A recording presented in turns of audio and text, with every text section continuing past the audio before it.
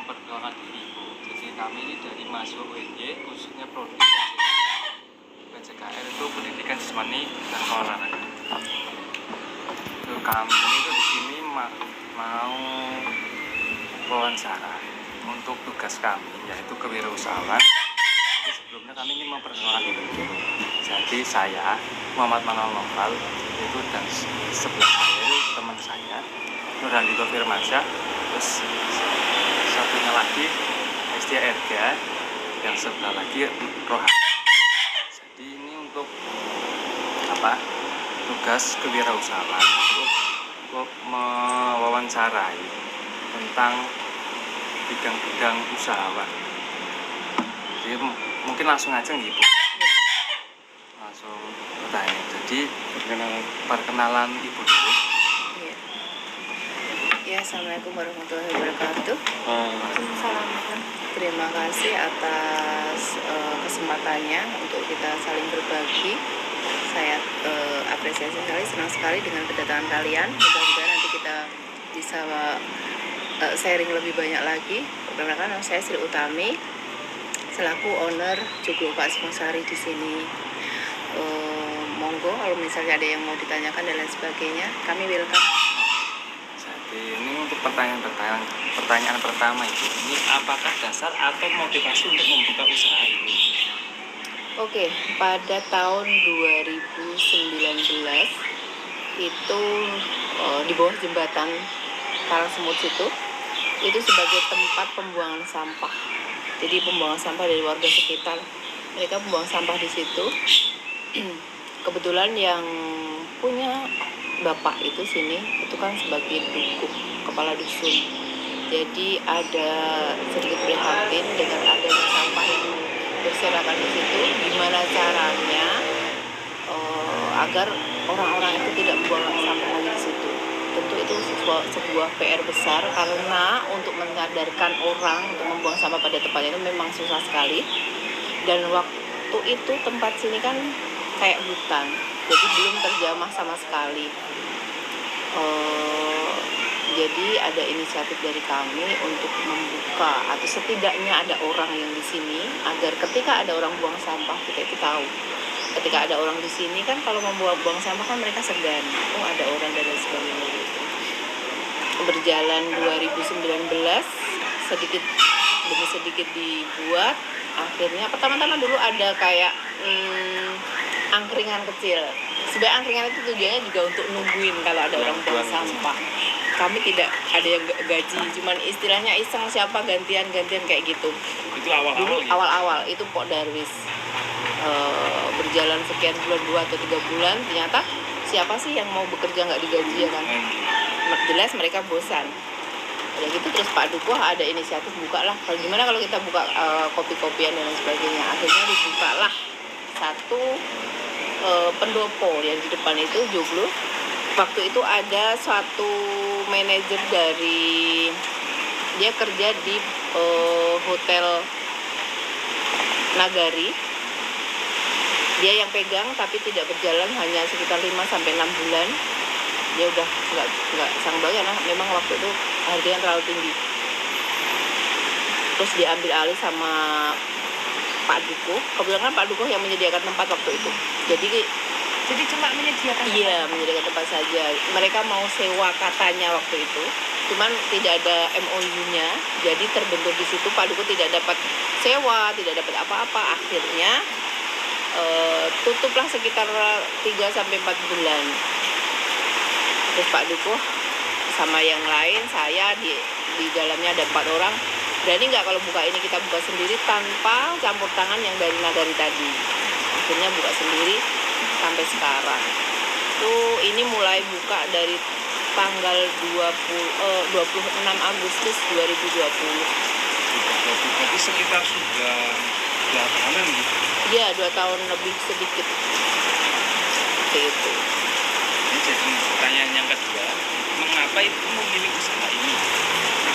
Pertama, area Imogiri khususnya, ini kecamatan Imogiri ya, pintu masuk area Imogiri, itu belum ada yang kafe-kafe seperti ini waktu itu. Jadi kami melihat peluangnya lebih besar. Itu aja mungkin. Biasanya kan cuma angkringan kecil-kecil, yang untuk nongkrong-nongkrong ini kan bisa untuk nongkrong-nongkrong yang itu belum ada, bahkan dibilang sangat minim. Berarti apa awalnya memang Bapak melihat peluang gitu. Iya, Gitu untuk dan selanjutnya ini sejak kapan Ibu merintis usaha ini? pasti itu pas tanggal 26 Agustus ya, 26 Agustus 2020. Jadi 2 tahun lebih sekian gitu, sampai berjalan tahun ketiga sekarang. Untuk pertanyaan selanjutnya, mengapa Ibu memberi nama Joglo Pak? Iya, joglo itu kan memang identik, kita kan bangunannya joglo. Orang Jawa itu kan joglo. Opak memang kita di pinggir sungai Opak. Joglo Opak Singosari nama panjangnya. Singosari itu diambil dengan nama dusun Singosaren. Singosaren itu aslinya Singosari. Singosari itu ada makam Singosari yang di situ itu kan punya keraton Singosari. Jadi kita mengikut sertakan dusun tapi dengan sedikit dimodifkan dengan dusun Singosaren, yaitu Singosari itu kemudian dari keraton Singosari. Jadi joglo Opak Singosari biar mudah dikenal, biasa disingkat ada yang nyebutnya Jos joglo Opak Singosari kayak gitu.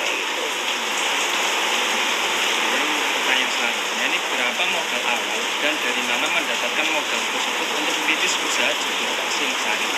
Oke, modal awal kami 900.000. Iya, benar-benar pure 900.000. Tapi sudah ada bangunan ya, 1-2 kayak gitu.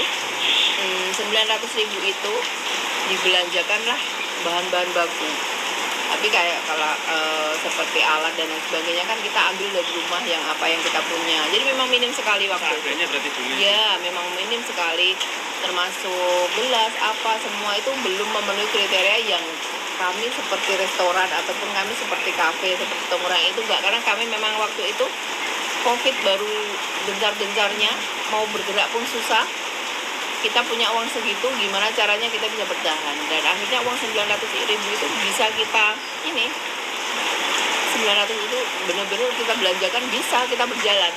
Jadi nanti besok dapat ini kita belanjakan lagi, step by step seperti itu. Akhirnya terbelilah alat, terbeli ini, terbeli itu, dengan benar-benar kita yakin kita bisa dan kita buktikan kita memang bisa. Nah, berarti itu memang dari awal itu modal dengan 900.000 itu dari awal alat-alatnya belum memadai gitu? Belum, alatnya belum memadai, termasuk ya itu cuman kayak angkringan. Jadi kita jual gorengan, jual minuman pun yang minuman yang ala kadarnya, cuman es teh kayak susu coklat dan lain sebagainya, saset kayak gitu. Untuk yang 900.000 itu iuran atau bagaimana? Itu uang sendiri, uang pribadi, iya. Dan itu pas di zamannya COVID itu ya? Iya, pas Berarti di zamannya COVID, banyak orang yang nganggur, mau keluar rumah takut dan lain sebagainya, itu satu tantangan besar.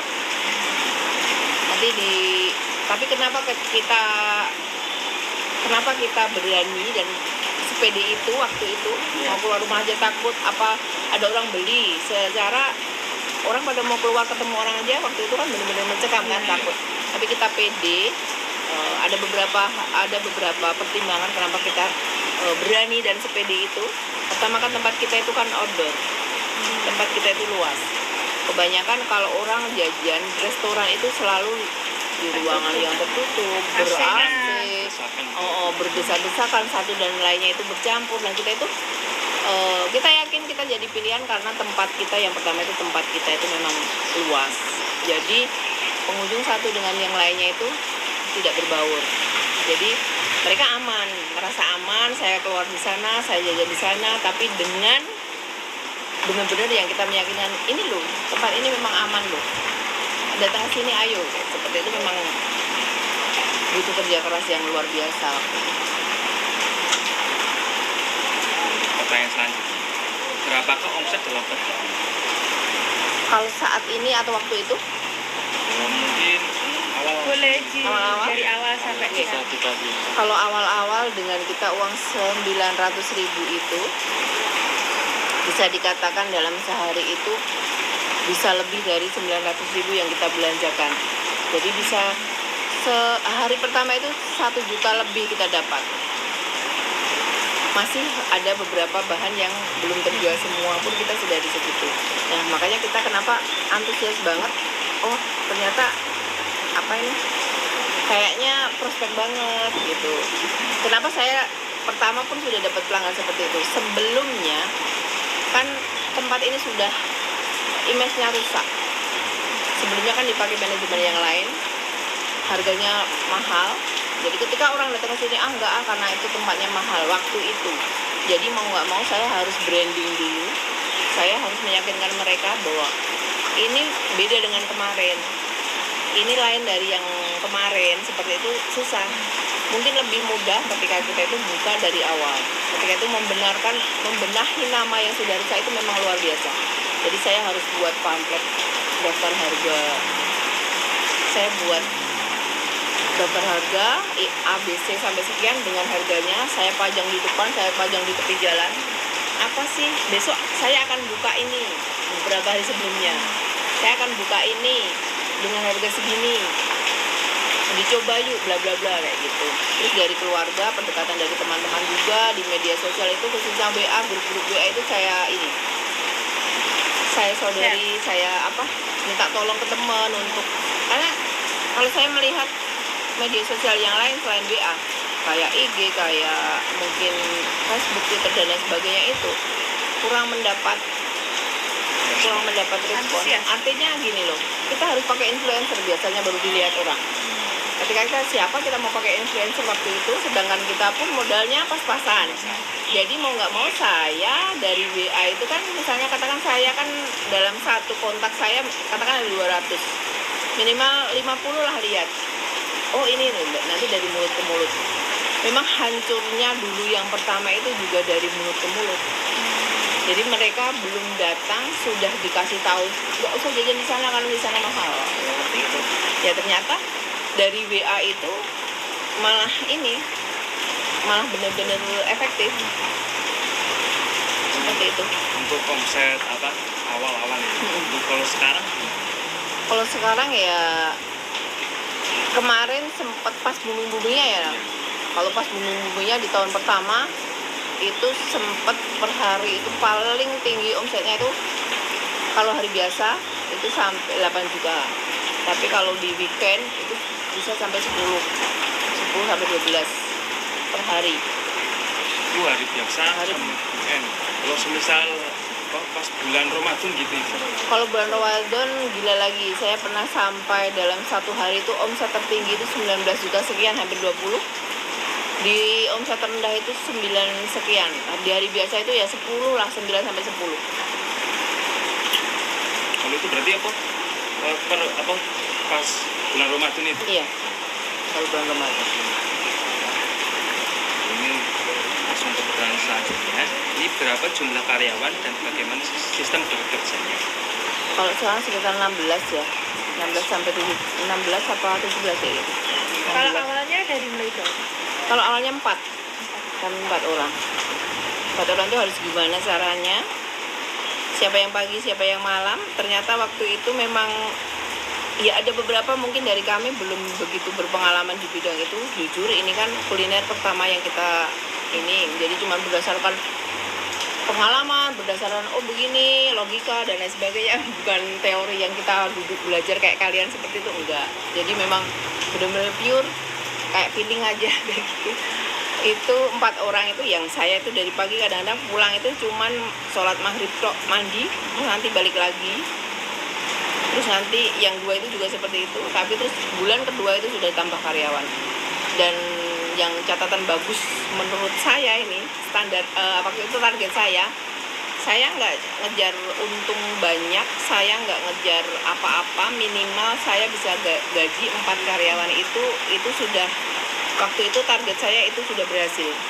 Tapi ternyata saya bisa gaji karyawan 4 itu dengan perputaran uang itu. Berarti saya itu sebulan saya bisa katakan saya berhasil karena saya bisa bayar karyawan dengan uang itu. Padahal itu belum seberapa karena memang belum pelebaran apa-apa, belum penambahan apa-apa. Cuman target saya nggak muluk-muluk. Biar waktu itu saya nggak terlalu ngoyo. saya nggak terlalu ini, yang penting saya dapat bayar karyawan 4 itu sudah. Jadi targetnya sesimpel itu.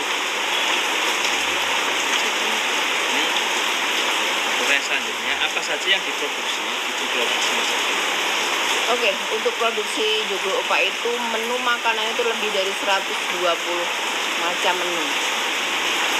Terus minuman itu ada 100 lebih juga. Kalau satu persatu saya lupa karena terlalu banyaknya. Jadi dari Kalau yang favorit? iya, jadi kami itu kan memang market kita itu kan semua golongan. Jadi dari pelajar bisa masuk ke sini, keluarga juga bisa masuk ke sini, dari harga anak pelajar sampai harga yang tinggi kami menyediakan. Jadi ketika orang masuk ke sini, menyesuaikan kantong masing-masing, jangan bilang mahal. Karena dengan minuman harga 4.000 ada, dengan harga minuman 14.000 ataupun 80.000 ada. Cuman mau menghilangkan kata orang, restoran itu identik dengan mahal, tempat tongkrongan itu identik dengan mahal, mau ngilangin kayak gitu. Kalau apa menu favorit di sini itu apa? Kalau yang favorit saat ini sup iga. Kalau minumnya itu wedang bajigur. Itu wedang bajigur itu nggak ada di tempat lain. Kami memang buat sendiri, ramu sendiri. Mungkin kalau dari sop iga dan lain sebagainya itu biasa di mana-mana ada. Cuman rasa itu kami berani ini dengan yang lain. Pertanyaannya selanjutnya, kendala apa yang sering dihadapi? Oke, kalau kendalanya itu sebenarnya sih nggak ini ya, cuman mungkin dari kami karena musim hujan kayak gini, jelas penurunan omset, orang pada males mau keluar dan lain sebagainya. Dan yang dua, kami belum pakai GoFood. Ada beberapa hal yang harus kami pikirkan lagi kalau pakai GoFood. Kalau misalnya hujan kan pada malas keluar nih, pada suka GoFood.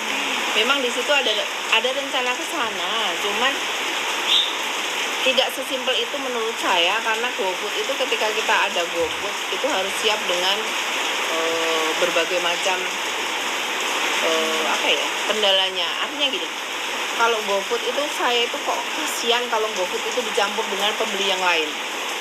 Karena mereka antri satu pelanggan, nunggunya luar biasa lamanya, jadi saya nggak tega. Saya kepingin ada GoFood, cuma nanti ada chef sendiri yang ngelayanin khusus untuk GoFood.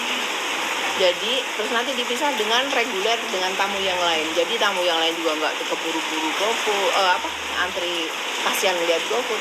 Karena terus terang kalau orang dalam khususnya yang masak itu kalau antriannya terlalu banyak, terus ada yang di luar kadang-kadang kok lama bla bla bla, itu ganggu pikiran, jadi masaknya pun kurang fokus.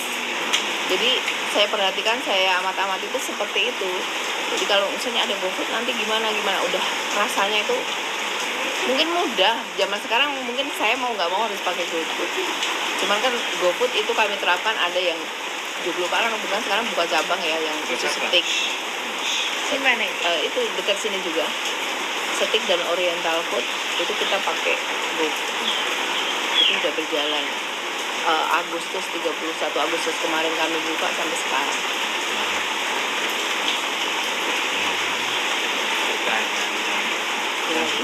Ini apakah keistimewaan Joglo Opak yang membedakan dari mungkin resto atau Bukan yang lain? usaha yang lain? Oke. Tempat yang lain. Joglo Opak itu kan di pinggir sungai. Jarang-jarang kan kita makan sambil view-nya sungai. Terus tempatnya itu juga orang bilang silir, tau? Kalau untuk nongkrong itu betah gitu loh. Tempatnya itu adem, tanpa kita harus berdesak-desakan dengan yang lain. Jadi menyesuaikan, misalnya untuk berbanyak juga ada tempatnya, untuk berdua ataupun beberapa pun kami menyediakan tempat-tempat masing-masing. Jadi lebih mereka itu lebih nyaman gitu loh, karena bisa terpisah-pisah. Jadi mungkin karena suasananya yang Iya, suasana alami. Iya. Adem. Membuat itu para tamu atau Betah. pelanggan itu betah gitu. Iya. Mungkin pertanyaan selanjutnya itu menurut Ibu, maksudnya pesan kesan Ibu pada kami sebagai apa ya Bu, masih muda ini, maksudnya pesan pada kami jika kami ada mau usaha itu tipsnya itu apa? Oke. Kalau seandainya saya itu masih dikembalikan lagi ke muda, itu saya rugi membuang waktu banyak. Artinya gini, saya kenapa dulu nggak menggunakan waktu sebaik-baiknya ya gitu. Ya orang bilang memang menyesal di belakang ya, kalau depan ya pendaftaran ada yang jadi memang jangan sampai waktu kalian itu terbuang sia-sia. Kayaknya waktu itu sekarang itu nggak berjalan, tapi saya merasakan itu berlari. Kayak kita itu dikejar-kejar gitu loh. Harus begini, harus begini, harus begini. Itu yang pertama. Yang kedua itu harus yakin. Jadi feeling kita itu yakin mau ngapain, ya itu yang kita kejar. Jadi kalau usaha khususnya kayak gini, yang perlu digarisbawahi kalau saya, jangan bilang sukses dulu. Ketika itu kita itu ngomong sukses, itu sukses di belakangnya itu rentetannya itu luar biasa. Sukses sama dengan, saya selalu gini, sukses sama dengan perih. Jangan bilang sukses sama dengan senang, enggak ada kata sukses itu senang. Sukses itu ya susah, sukses itu ya perih kayak gitu. Cuman harus semangat. Memang kadang-kadang saya sendiri ngerasa capek, saya sendiri ngerasa kok kayak gini, selalu ada di titik itu. Cuman ketika kita pulang lagi, tujuan awal kita apa dan lain sebagainya. Yang pertama, kalau kita itu selalu bertujuan bermanfaat untuk orang banyak, saya bisa dan saya yakin dan saya harus bermanfaat untuk orang banyak, itu selalu bisa membangun ini lagi. Oh iya, karena banyak di luar sana yang kepingin seperti kita, khususnya kalian. Ada yang di luar sana itu kepingin kuliah, apalagi kuliah, sekolah aja mereka susah seperti itu. Jadi bersyukurlah dalam setiap kesempatan. Kalau kalian ngelihat anak-anak yang mas sekarang itu banyak masih berkeliaran di sana sini, yang kalian sudah terpenuhi semua kayak gitu. Jadi tidak ada hal yang tidak mungkin, kalian tidak harus bersyukur dan memang wajib bersyukur karena memang benar-benar di posisi kalian itu posisi yang luar biasa, yang semua orang kepingin di posisi seperti kalian. Saya pun kalau ditanya ya kepingin di posisi seperti kalian, cuman ya gitu, seandainya waktu bisa diputar kembali, saya kepingin dari dulu membuat suatu usaha atau apa. Mumpung masih muda. Kemarin ada yang mau kerjasama itu, mereka baru belum lulus kuliah, tapi dia sudah merintis usaha. Saya diajak ngobrol, diajak sharing, tolong di marketing saya Bu, gini-gini bla bla bla. Dia kayak makanan itu loh,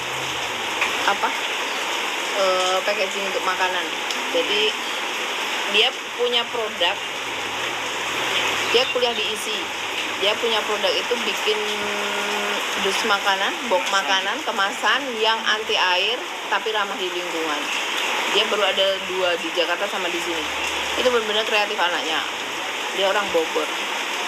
Jadi itu benar-benar menginspirasi. Jadi sampai kuliahnya itu di kadang-kadang cuti 1 semester, 2 semester untuk ngejar itu. Memang luar biasa. Saya benar-benar salut sama anak itu.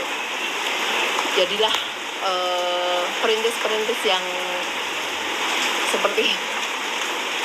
Kalian pasti bisa dan kalian pasti sukses. Iya.